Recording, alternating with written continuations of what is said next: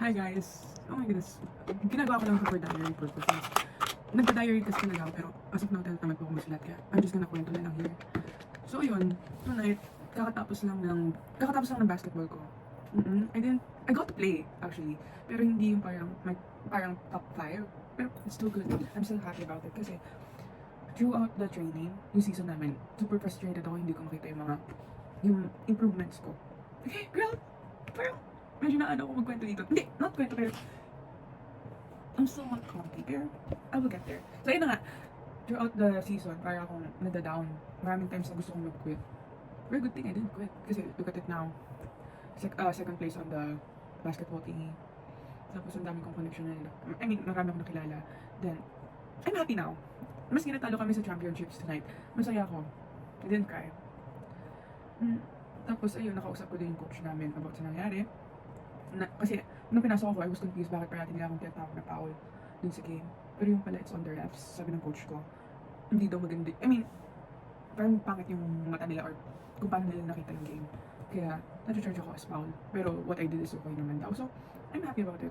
Like, the acknowledgement on my hardship throughout the season. Okay na ako din. I'm really happy. Tapos, ayun, sinabi din niya na if only I was here, he wished that kung 4 years, he wished that na sana, since like freshman, na-handle niya na ako in basketball. Ano lang, doon ako na-touch. Not really na-touch, pero parang naiiyak na sana pumunta ako dito since freshman. Tapos na-experience ko yung mga ganito. Sana, I have a lot of sports now. I'm physically fit. Something like that.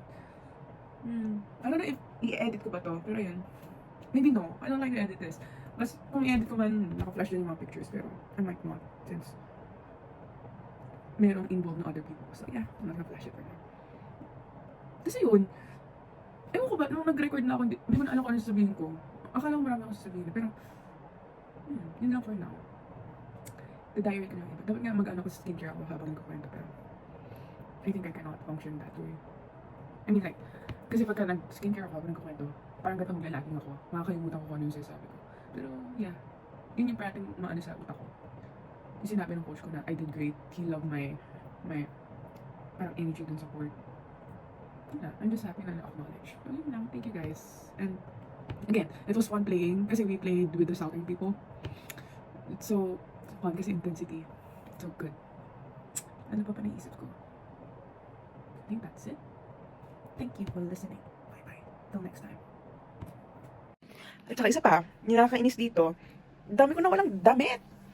Nung kanina kasi nangyari din, before pumunta dun sa parang gym, nawala yung rush guard ko, yung tech fit ko. Visit ako dun kasi, mahal nun wala akong trabaho para bumili ng bago.